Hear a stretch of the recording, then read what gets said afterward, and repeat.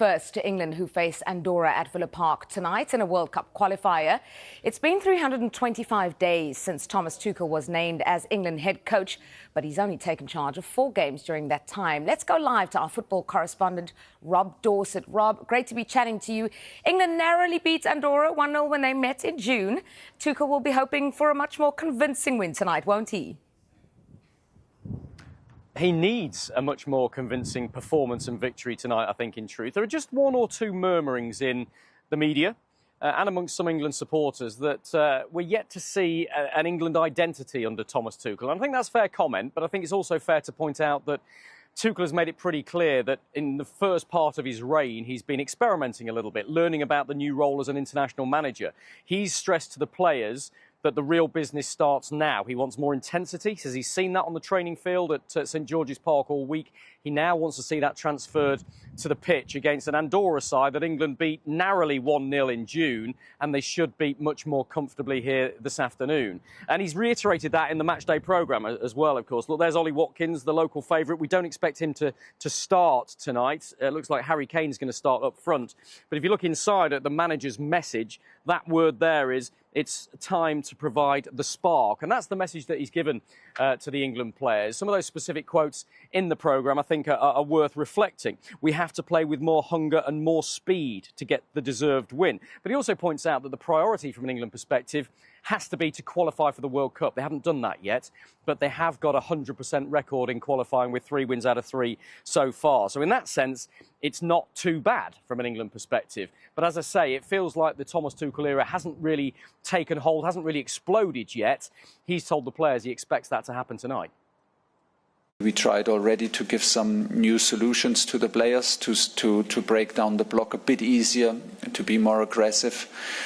But yeah, we always have to balance our expectations because Andorra is a well-drilled team. I know it sounds maybe silly, but it is like this. It's a well-drilled team in a 5-4-1. They know what they're doing. They do this since 8-10 years, I think, with the same coach. They will know everything about us because everything is available. They will be very well prepared, and so it can also feel a little bit like chewing gum to break a block down like this. But in general, we have to play with more energy. We have to play with more enthusiasm, and so far, I'm pretty sure that we will. Rob, any indication of what tonight's lineup could look like? Well, look, Thomas Tuchel likes keeping us and his squad in the dark. My understanding is he hasn't told the players yet who he wants in his starting 11. But we've got some clues, and if we build from back to front, I can give you some general ideas of what we're expecting tonight. Jordan Pickford, we expect to start in goal, and we expect him to sign a new long-term contract at Everton in the next week or 2 as well. There is no Jarell Quansah in the matchday squad. That's been confirmed on the UEFA portal. 24 players in England's squad right now. Tuchel can only name 23 players in a matchday squad, so it's Jarell Quansah who misses out. And we expect Dan Burn to start on the left side of a central defensive pairing in a back 4. Pretty clear that he'll go with a back 4 tonight as well. I think the smart money says that Ezri Konsa on his home ground will start alongside Dan Burn in the centre of defence. Then as you go further forward, a real opportunity for somebody to stake a claim at number 10 because, of course, Jude Bellingham isn't here because of injury. Cole Palmer's not here. Phil Foden's not here.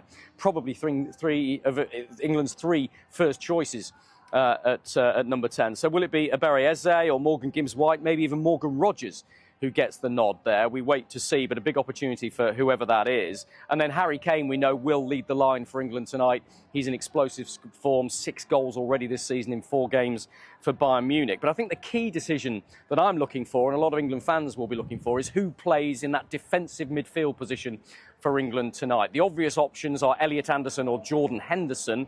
Will Elliot Anderson get to make his England debut tonight? If he does, that will be a massive feather in his cap. And we know that Thomas Tuchel is searching for somebody to fill that role going forward from here and with the World Cup in mind. So if it is Anderson, a huge, huge opportunity for him. We'll see how things develop over the next few hours. But it's an early kick-off for England, remember. 5 o'clock for England against Andorra at Villa Park. Tuchel wants better than he saw in June from his players. He needs, I think, in truth, a convincing performance and a convincing win.